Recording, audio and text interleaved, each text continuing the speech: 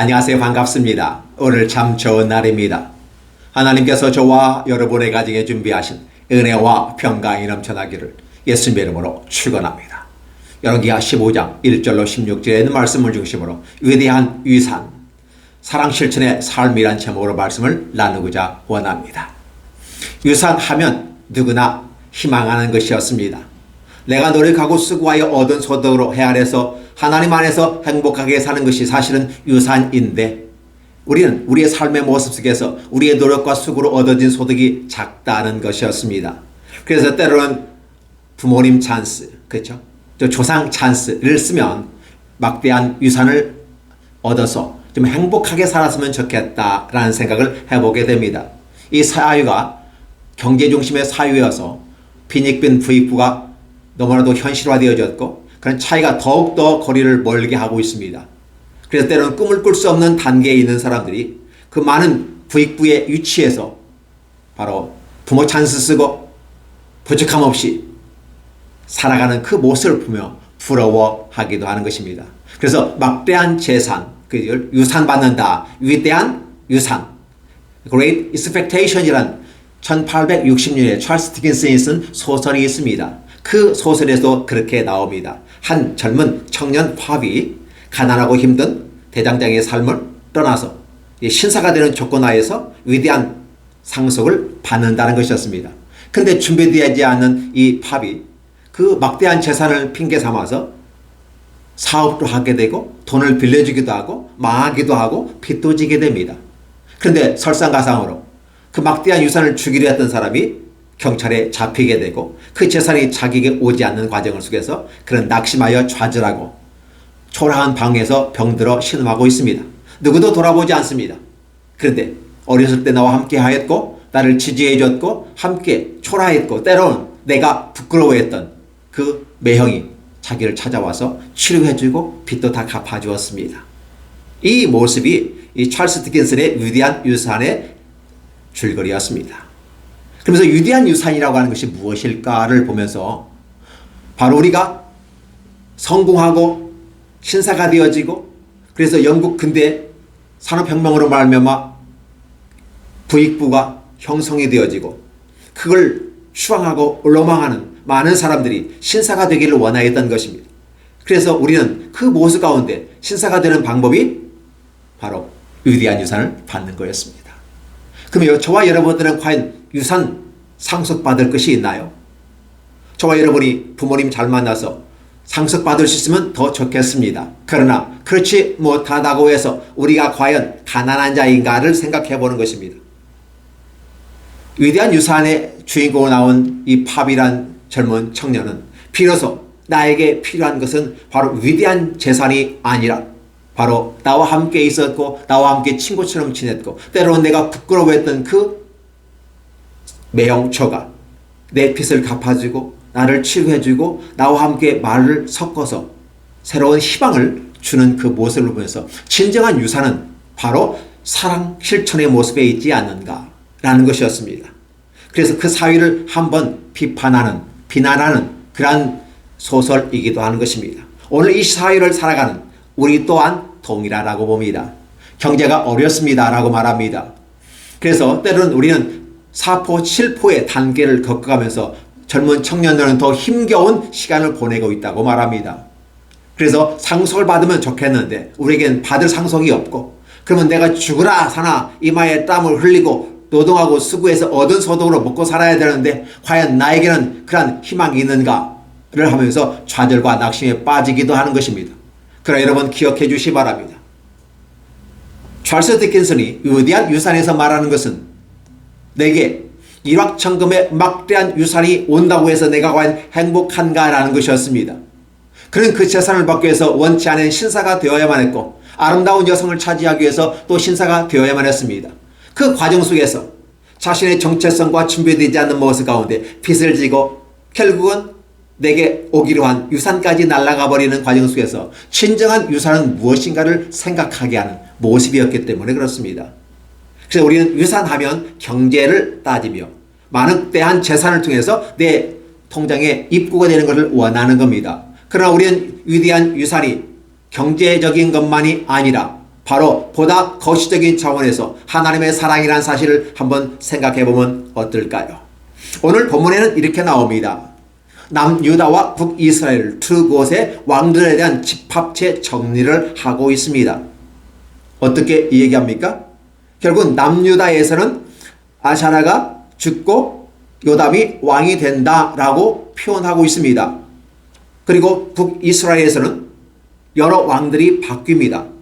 여러분 아들 스가랴가 되는데 결국은 얼마 못 가서 6개월 만에 반역에 의해서 처단이 되어지고 그 사람은 또 다른 사람 문하임으로 해서 또 처단이 됩니다. 왕권이 계속해서 바뀌어지는 과정을 보면서 이런 내용을 짧게 기록하고 있습니다. 우리는 막 지나가는 듯한 느낌, 그저 6개월을 왕으로 통치하고 또 한 1개월을 왕으로 통치하는 그들의 삶 속에서 과연 그들은 그들의 자손들에게 그들의 후손들에게 무엇을 남기고 있는가를 생각해 보는 것입니다. 남유다에서는 아샤라라고 말하고 하고 또 우시아라고 말하기도 합니다. 그러나 아버지 아바샤의 그 통해서 성실하게 정직히 행하여 칭찬은 받았으나 여전히 산당은 제거하지 아니하였다라고 말합니다. 그리고 여러 나라를 복속시키면서 그의 아버지 아마샤가 모압을 1만 죽이고 성도 빼앗고 새로운 이름을 짓고 자신의 모습 가운데 교만히 하다가 북이스라엘 왕과 싸우려다가 결국은 패하고 남은 때에도 반역을 당해서 결국은 비참한 최후의 모습을 보았다면 좀 겸손하게 가야 하지 않을까를 생각해 보는 것이죠.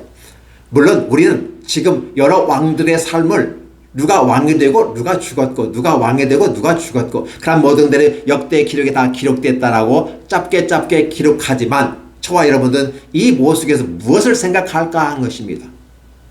과연 나는 삶을 살고 그렇게 나는 죽었어. 이름 없이 살다가 갔어. 이름 없는 한 사람 무명도 괜찮습니다. 그러나 무명인데 어떠한 무명이냐가 중요한 거 아니겠습니까? 여호와 보시기에 정직히 행하였다라고 하는 이런 아샤라 또는 우시아의 삶의 모습을 보는 거죠. 그의 삶의 모습과 실수한 것이 무엇일까? 그는 자신이 잘되고 부흥하고 하는 이 모든 것이 어디로부터 왔다? 하나님으로부터 유산되어진 거라는 사실을 그는 깨닫지를 못하게 되는 것입니다. 하나님 보시기에 정직히 행하였습니다. 그러나 산당은 패하지 않았습니다. 달리 말하면 기존의 그 모습을 그대로 유지하면서 나아가는 것이죠. 전쟁에도 승리했습니다. 뭐가 형통합니다. 그러니까 굳이 건드릴 필요가 없죠. 그러면서 그의 마음속에 교만함이 싹트게 됐는데 어떠한 것입니까? 내가 왕으로서 이런 정치, 경제, 사회, 문화 전반적인 걸 다 관리했지만 종교적인 영역은 내가 관리하지 못했다. 그래서 그것마저 한번 해보겠다라고 말하며 제사를 드리게 되는 것입니다. 왕과 제사장과 선지자는 따로 직책이 있습니다. 특별히 왕은 왕으로서 그 기능을 충실히 해야만 합니다. 제사장은 제사장의 기능이 있습니다. 제사장이면서 선지자는 겸할 수도 있습니다. 근데 왕은 겸할 수가 없어요. 그래서 우리가 사무엘 시대 때에도 바로 사울이라는 왕이 기고만장해서 사울의 입장에서는 그때 당시 좀 불안한 모습이었습니다. 그때 제사를 기다려야 했어요. 누가? 사무엘이 올 때까지. 근데 사무엘이 오는 것을 기다리지 못하고 불안한 마음 속에서 먼저 제사를 드렸고 그로 말미암아 하나님의 진노를 받아 왕위를 빼앗겨 버렸습니다. 다윗에게 넘겨주게 되는 사태를 여러분 알고 계실 것입니다.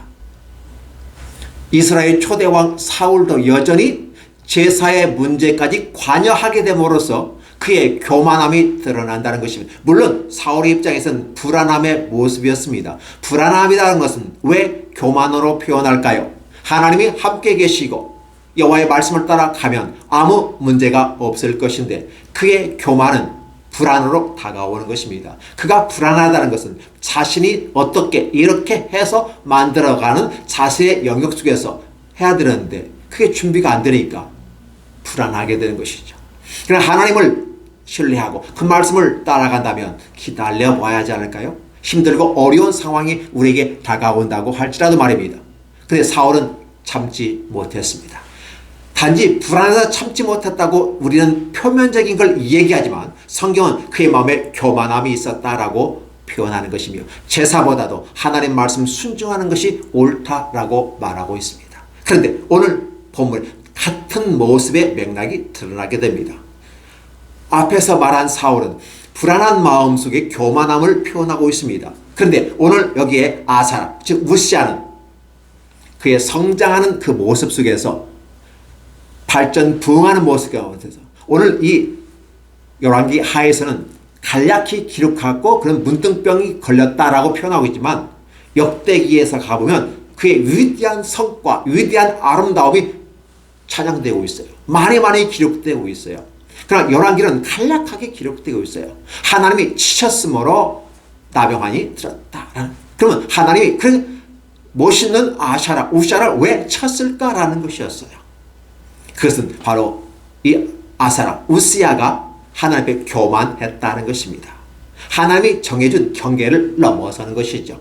왕은 왕의 모습 속에서 하나님의 법정 안으로 아름답게 끌고 가는 게 바로 왕의 기능이고, 제사장과 선지자는 치고 알려주고 제사 드려서 그 왕이 끌고 간 백성들을 희생의 모습 가운데 제사를 드려서 화해시키는, 누구와? 하나님과 이스라엘을 화해시키는 그 일입니다.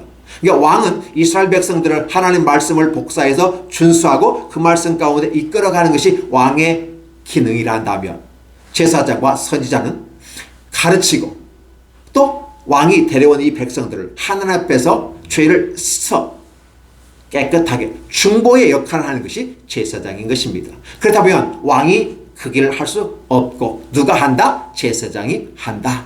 누가 한다? 제사장이 한다. 그 진정한 제사장은 누굴까? 인간과 하나님 사이에 중개자 역할을 하고 제사장 역할을 하신 분은 누구다? 누가 피를 흘릴 것인가? 바로 예수 그리스도가 피를 십자가에 흘려서 모든 인류가 하나님 앞에 나아갈 수 있도록 만든 사실을 여러분 기억하실 것입니다. 이 기능을 누가 해야 하나? 맞습니다. 예수 그리스도 메시아가 하는 겁니다. 제사장이 합니다.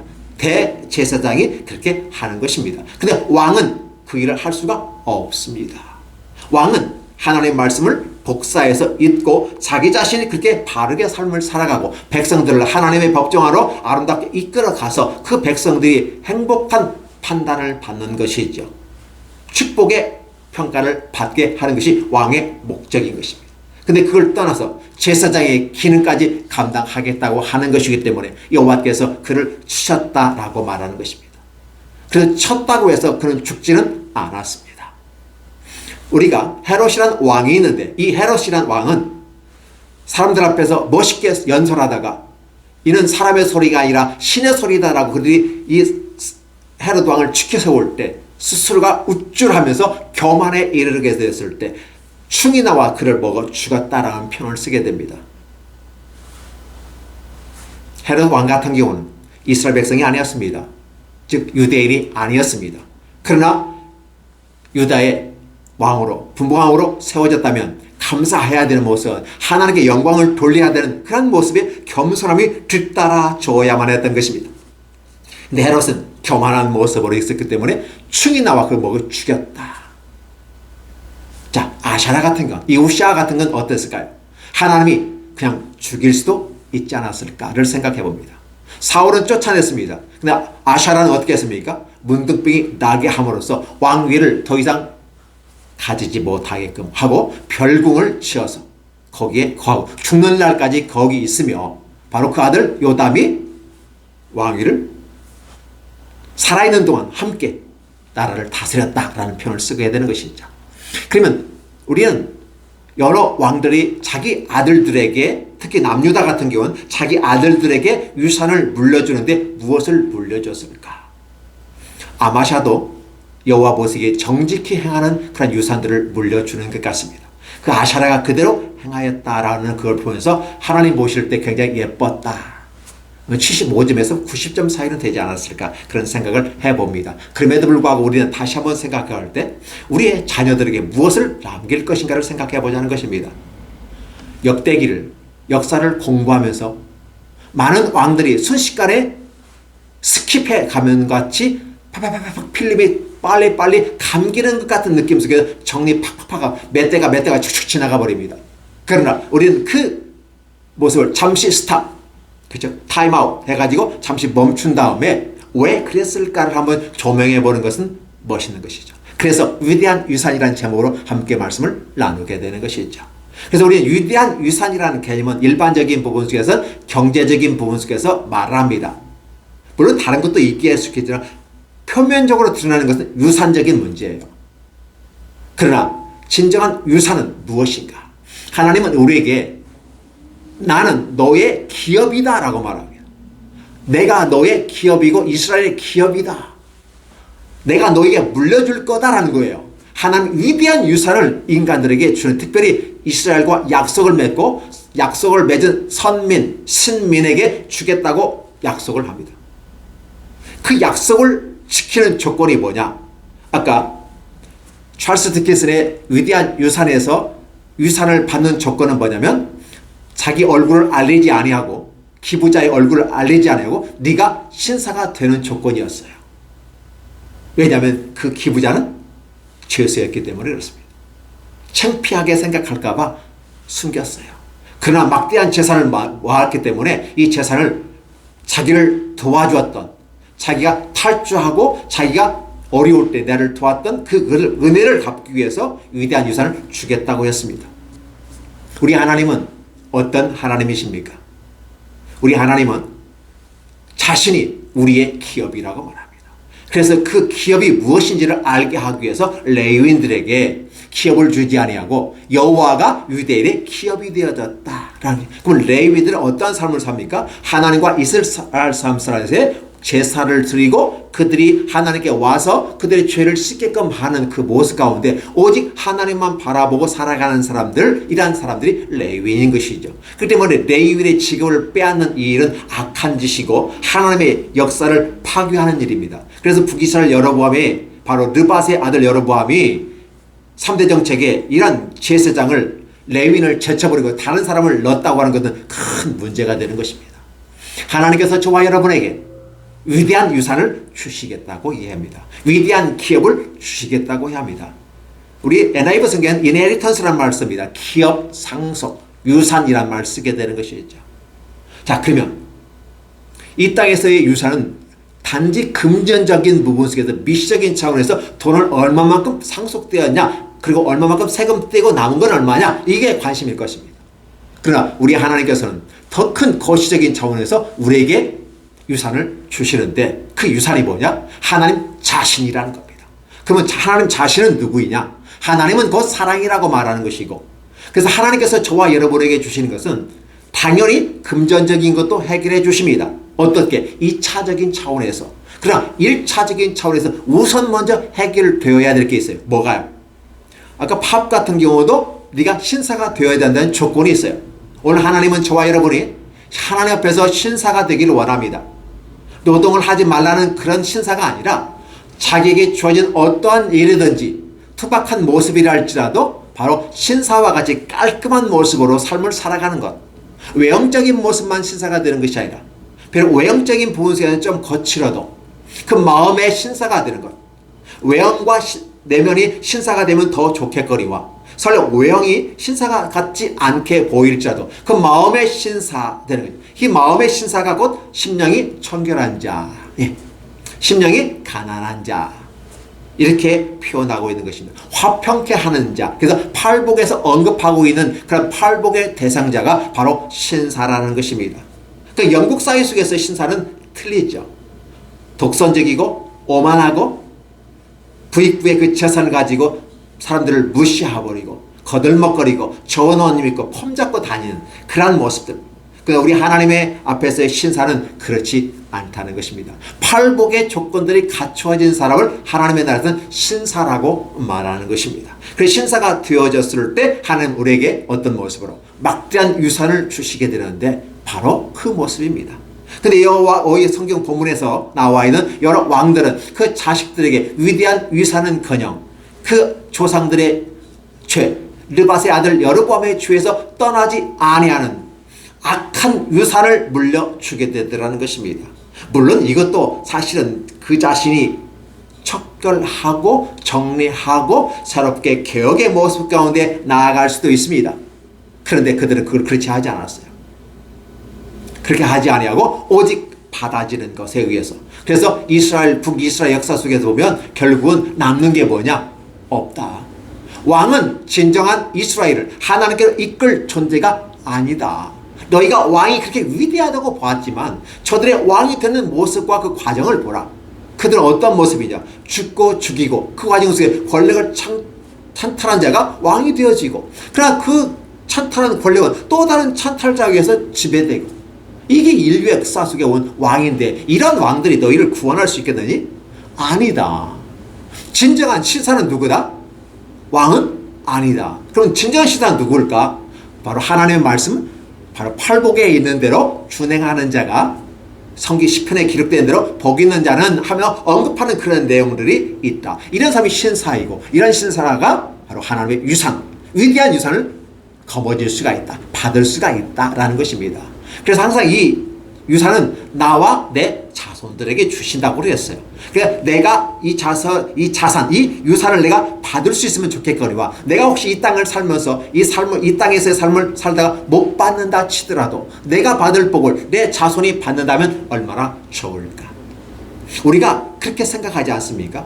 우리 아버지가, 우리 할아버지가 좀 더 많은 것을 준비해 뒀다가 우리 아버지에게 주었고 아버지가 내게 줬다면 얼마나 좋았을까를 생각해 보는 거 아니겠습니까? 우리는 재산적인 차원에서만 유산을 따지고 있습니다. 그럼 우리 신앙 차원에서 우리 할아버지가 믿었던 이 하나님 아버지, 우리 아버지가 또 믿었던 하나님, 내가 대를 이어서 유산으로 받아서 믿고 나아가는, 그래서 온전하게 믿음의 그 길을 걸어왔던 할아버지와 아버지와 어머니의 그 모습, 그리고 내까지, 또 내 자손까지 간다면 얼마나 좋을까를 생각해 봅니다. 교회에서도 예전에는 장로가 되고 권사님이 되려면 가족들이 다 믿어야 되고 그렇습니다. 그런 조건들이 좀 갖춰져야만이 장로가 되어지고 권사가 되어졌습니다. 근데 지금은 그렇지 않아요. 각자 1대1이라고 해서 자식 가운데 믿지 않아도 장로가 될 수 있고 권사가 될 수 있고 그렇습니다. 그리고 하나님 옆에서 본인의 신앙을 많이 보게 됩니다. 그러나 교육적인 차원에서 보면 장로가 되고 권사가 된다는 것은 곧 신사가 된다는 말과 같은 말이죠. 신사라고 하는 건 외형적으로 깔끔하고 멋있고 아름답지만 그 마음 씀씀이도 멋있고 아름다워. 신사는 영국 신사가 멋있는 거 아니겠습니까? 그래서 신사 문화가 만들어지는 거죠. 그렇다면 이거를 기독교 차원에서 진정한 신사는 어떤 신사인가? 하나님 말씀을 따라 아름다운 팔복의 삶을 살아가거니와 갈라디아에서 기록되고 있는 9가지의 신령한 영적 은사들을 맺어가는 모습이 진정한 신사가 아닌가 싶습니다. 그래서 진정한 유사는 바로 사랑을 실천하기 위한 그런 모습으로 살아가는 것. 찰스 디킨슨이 말하고 있는 위대한 유산에서도 결국은 이 팝이라고 하는 존재에게 다가오는 위대한 유산은 뭐냐면 힘들고 어렵고 빚진 상태에서 누가 나를 거들떠보지 않는 상태, 그 상태에 찾아와서 다른 말 하지 아니하고 치료해주고 빚을 갚아주고 먹을 걸 주고 회복할 때까지 있다가 다시 그를 데리고 가서 그의 삶을 영위할 수 있도록 함께 이끌어주는 그런 사람이 바로 그 매형조가 아니었을까. 그렇죠. 그건 사랑의 실천의 과정을 이 매형조는 하고 있었더라는 것입니다. 이런 모습 가운데 위대한 유산을 설명하고 있고 그 시대를 비난하고 있는 것이죠. 이 사회가 잘못 가고 있다. 그러면 이 사회를 살아가는 저와 여러분의 모습 가운데 진정한 막대한 유산은 어디로부터 와야 될까?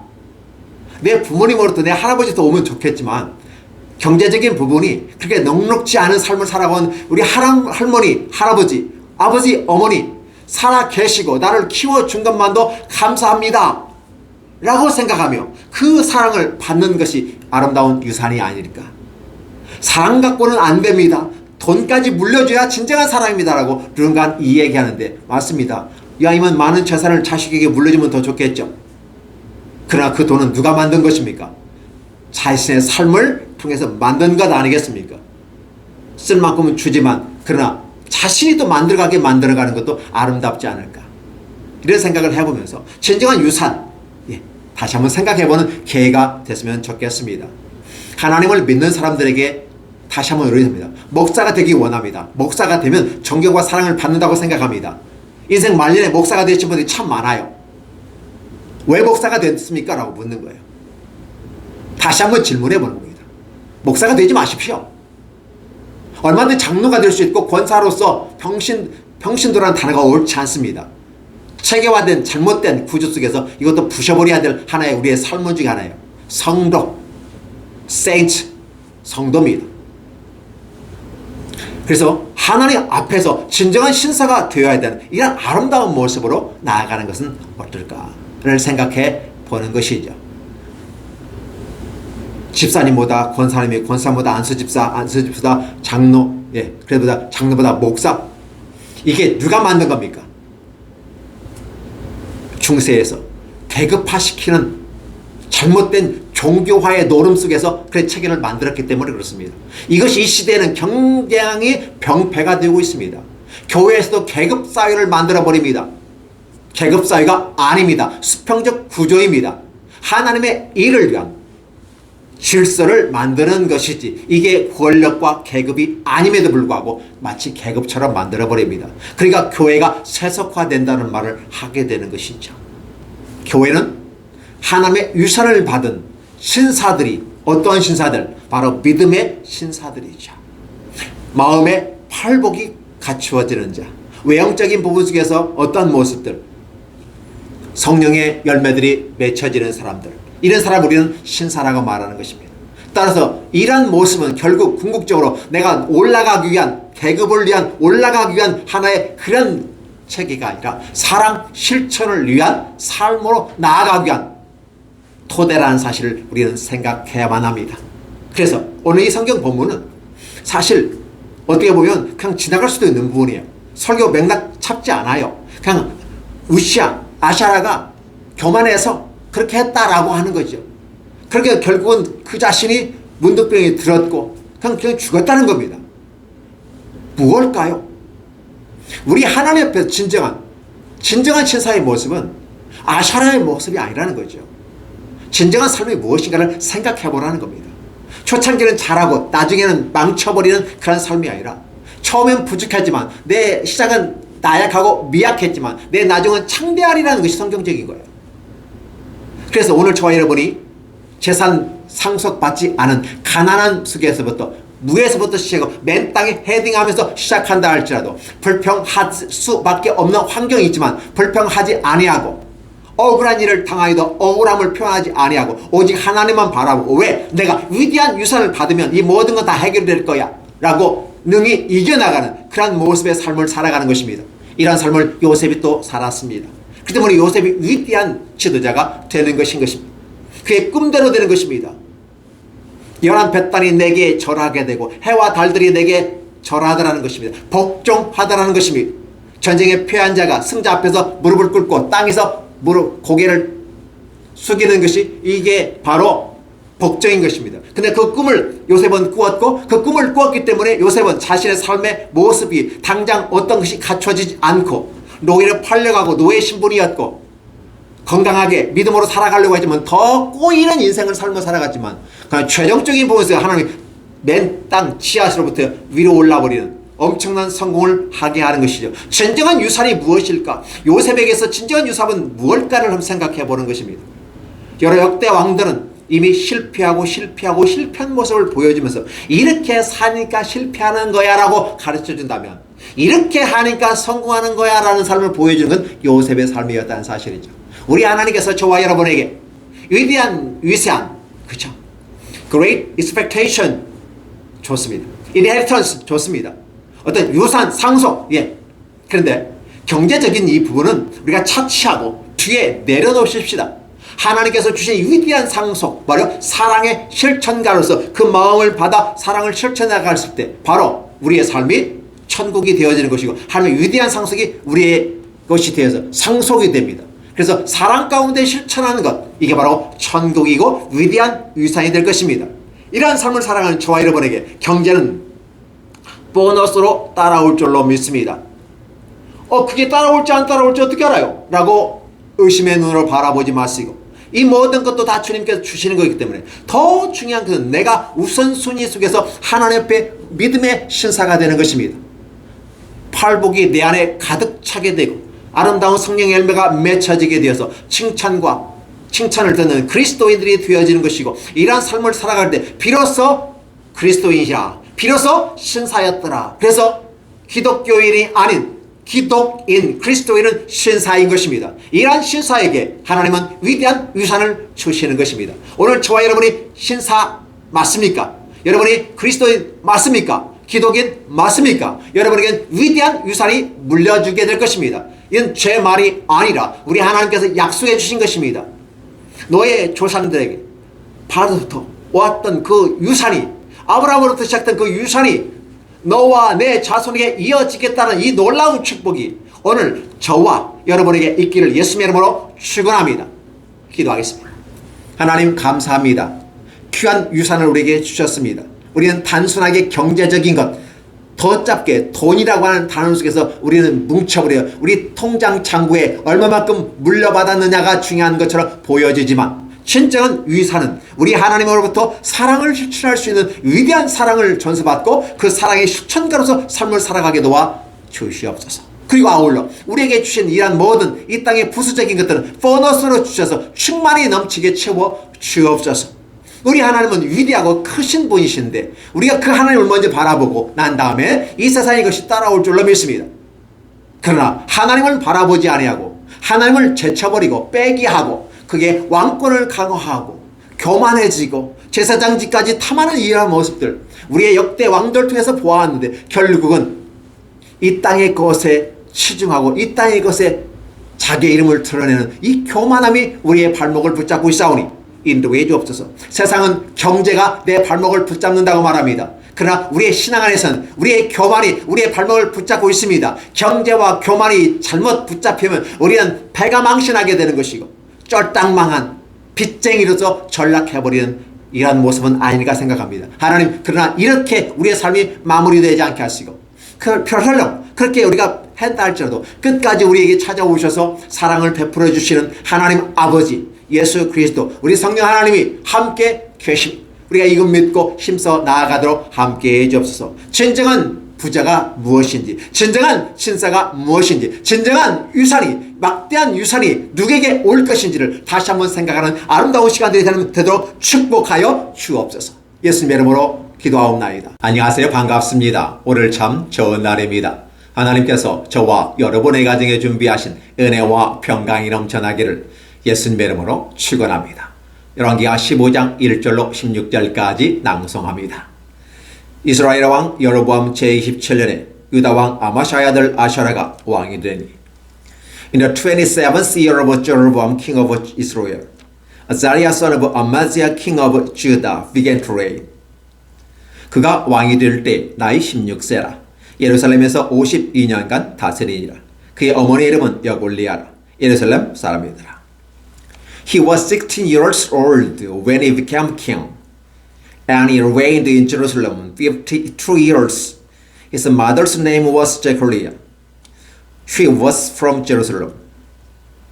아샤라가 그의 아버지 아마샤의 모든 행위대로 여호와 보시기에 정직히 행하였으나 he did what was right in the eyes of the Lord, just as his father Amaziah had done. 오직 산당은 제거하지 아니하였으므로 백성이 여전히 그 산당에서 제사를 드리며 분향하였고 The high places, however, were not removed. The people continued to offer sacrifice and burn incense there. 여호와께서 왕을 치셨으므로 그가 죽는 날까지 나병 환자가 되어 별궁에 거하고 왕자 요담이 왕궁을 다스리며 그 땅의 백성을 치리하였더라. The Lord afflicted the king with leprosy until the day he died.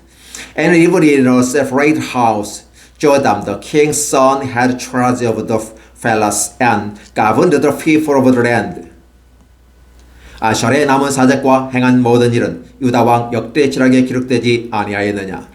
As for the other events of Azariah's reign and all it did, are they not written in the book of the annals of the kings of Judah? 아샤라가 그의 조상들과 함께 자매 다윗성에 그의 조상들과 함께 장사되고 그의 아들 요담이 대신하여 왕이 되니라. Azariah rested with his fathers and was buried near them in the city of David, and Jotham his son succeeded him as king.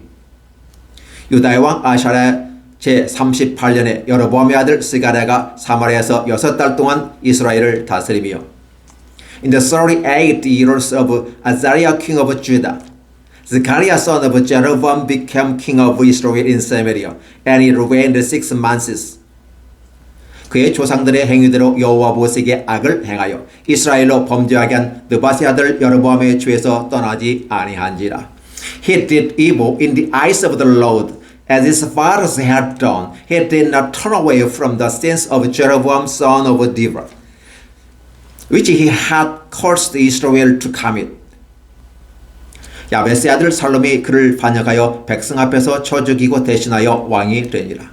Shallum son of Jabez conspired against Zechariah. He attacked him in front of the people, assassinated him and succeeded him as king. 스가랴의 남은 사직은 이스라엘 왕 역대지력에 기록되니라. The events of Zechariah reign are written in the book of annals of the kings of Israel. 여호와께서 에후에게 말씀하여 이르시기를 내 자손이 4대 동안 이스라엘 왕위에 있으리라 하신 그 말씀대로 과연 그렇게 되니라. So the word of the Lord spoken to Jehu was fulfilled. Your descendants will sit on the throne of Israel to the 4th generation. 유다 왕 우시야 제39년에 야베스의 아들 살롬이 사마리아에서 왕이 되어 한 달 동안 다스리니라. Salom son of Jabez became king in the 39th year of Uzziah king of Judah, and he reigned in Samaria 1 month. 가디 아들 무나임이 디르다이부터 사마리아로 올라와서 야베스의 아들 살롬을 거기서 쳐 죽이고 대신하여 왕이 되니라. Then Munaim son of Gadi went from Tirzah to Samaria. He attacked Salom son of Jabez in Samaria, assassinated him and succeeded him as king.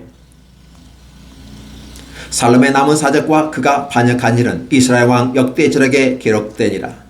The events of Salom's reign and the conspiracy he led are written in the book of annals of the kings of Israel.